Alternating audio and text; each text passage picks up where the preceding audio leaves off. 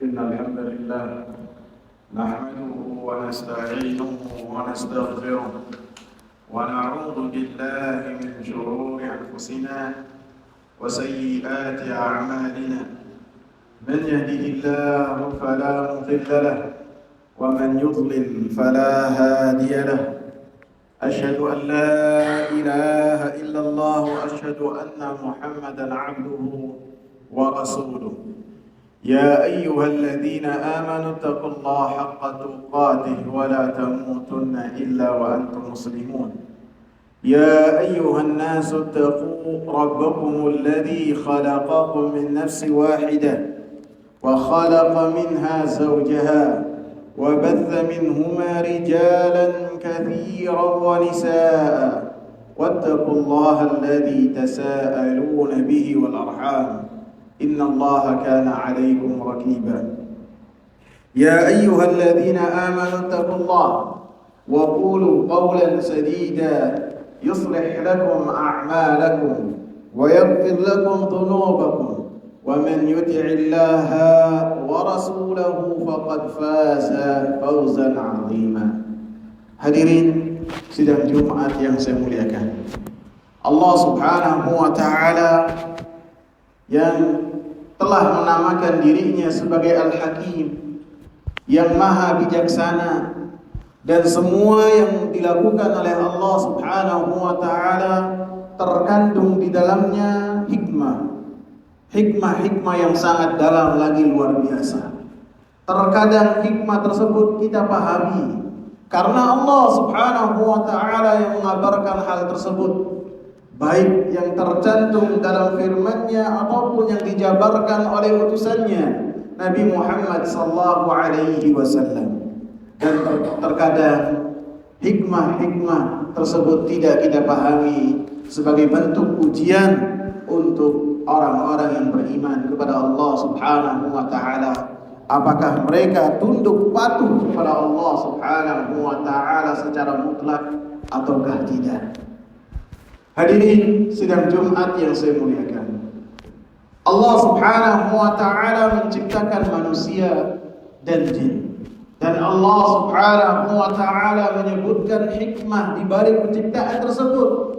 Dalam surat Az-Zariyat ayat ke-56 Allah mengabarkan hal tersebut kepada kita. Wa ma khalaqtul jinna wal insa illa liya'budun. Tidaklah aku ciptakan jin dan manusia kecuali untuk beribadah kepadaku. Dari ayat ini sangatlah gamblang sekali lagi jelas bahwasanya keberadaan kita di dunia ini Allah Subhanahu wa taala adakan kita supaya kita tunduk patuh kepada Allah Subhanahu wa taala, supaya kita beribadah hanya kepada Allah Subhanahu wa taala dan tidak memalingkan ibadah tersebut kepada selain Allah Subhanahu wa taala. Dengan tujuan inilah, dengan hikmah inilah Allah Subhanahu wa taala mengutus para rasul, menurunkan kitab-kitabnya supaya menjelaskan kepada manusia bagaimana cara beribadah kepada Allah Subhanahu wa taala. Sehingga manusia ketika beribadah kepada Allah Subhanahu wa taala sesuai dengan kehendak Allah Subhanahu wa taala dan keinginannya.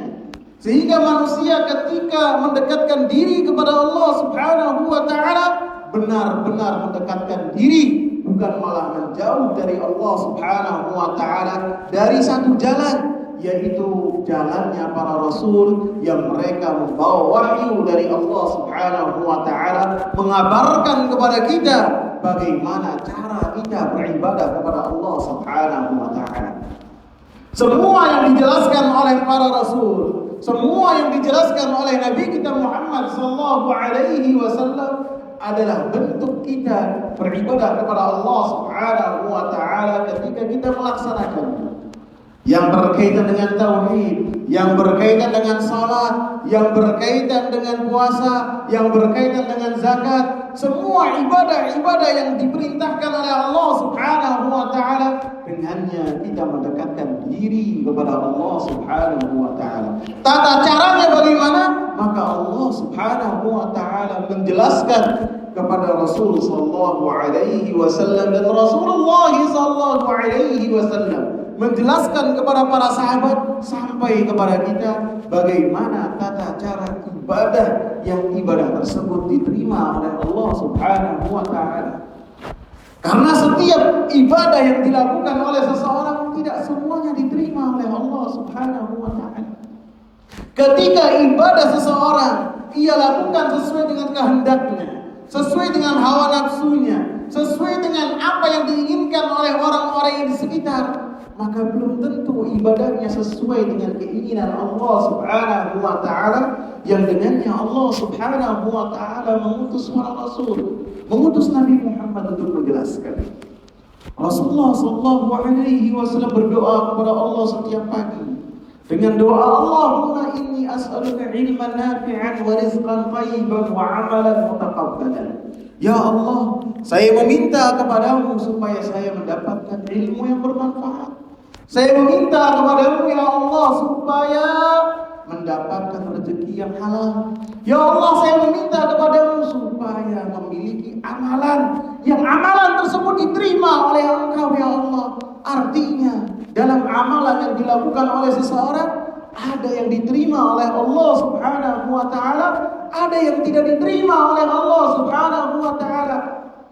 Yang diterima oleh Allah Subhanahu wa taala ketika amalannya sesuai dengan apa yang telah dicontohkan oleh Nabi Muhammad SAW. Nabi mencontohkan bagaimana sholat. Sholatnya 5 waktu. Bagaimana tata cara sholatnya?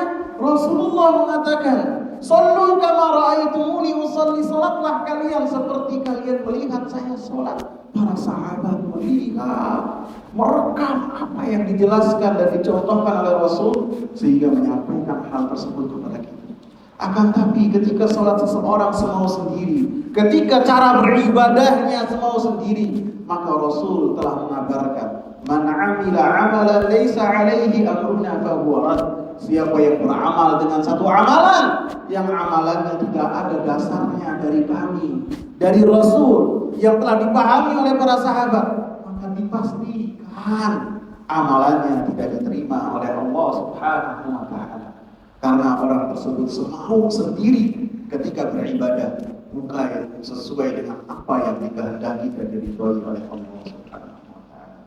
Aqulu qawli hadza wa astaghfirullah li wa lakum wa lisa'iril muslimin. Alhamdulillah wassalatu wassalamu ala Rasulillah wa ala alihi wa sahbihi wa man ittaba'a bihudahu ila yaumil qiyamah wa ba'd. Hadirin sidang Jumat yang saya muliakan, kesempatan yang Allah Subhanahu wa taala berikan kepada kita untuk kita beribadah kepada Allah Subhanahu wa taala hanyalah sangat singkat sekali. Allah Subhanahu wa taala memberikan kita masa, dengannya kita mendekatkan diri kepada Allah.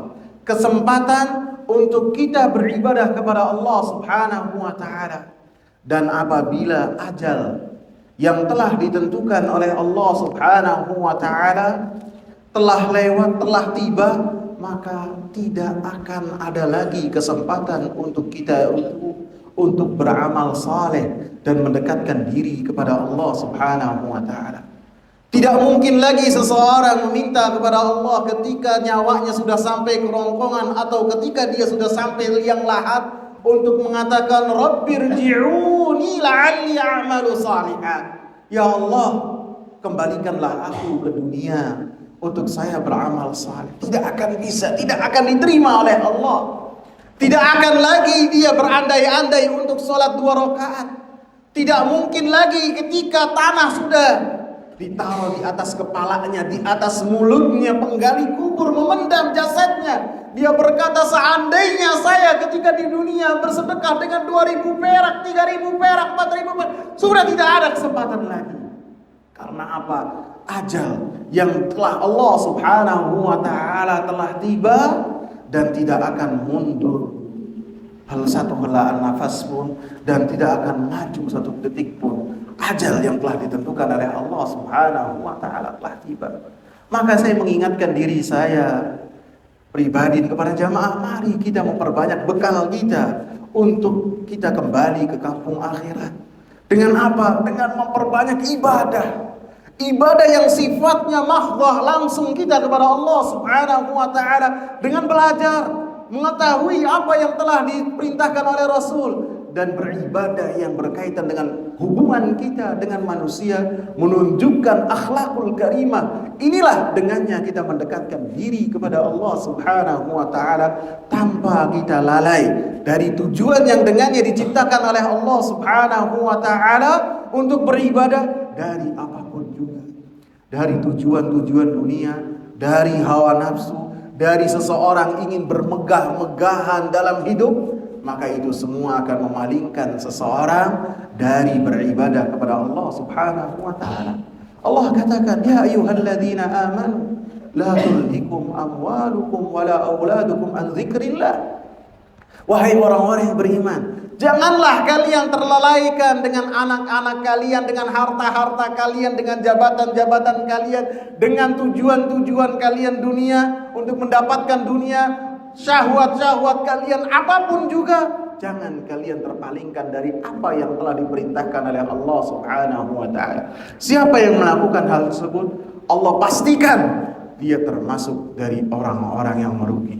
Semoga Allah Subhanahu wa taala berikan kepada kita keselamatan. Semoga Allah Subhanahu wa taala berikan kita keberuntungan baik di dunia ataupun di akhirat. Semoga bermanfaat. Allahumma salli ala Muhammad wa ala ali Muhammad kama sallaita ala Ibrahim wa ala ali Ibrahim innaka Hamidul Majid. Wa barik ala Muhammad wa ala ali Muhammad كما باركت على إبراهيم وعلى آل إبراهيم إنك حميد مجيد. اللهم إنا نسألك الهدى والتقى والغنى والعفاف. اللهم أعنا على ذكرك وشكرك وحسن عبادتك. أقيموا الصلاة.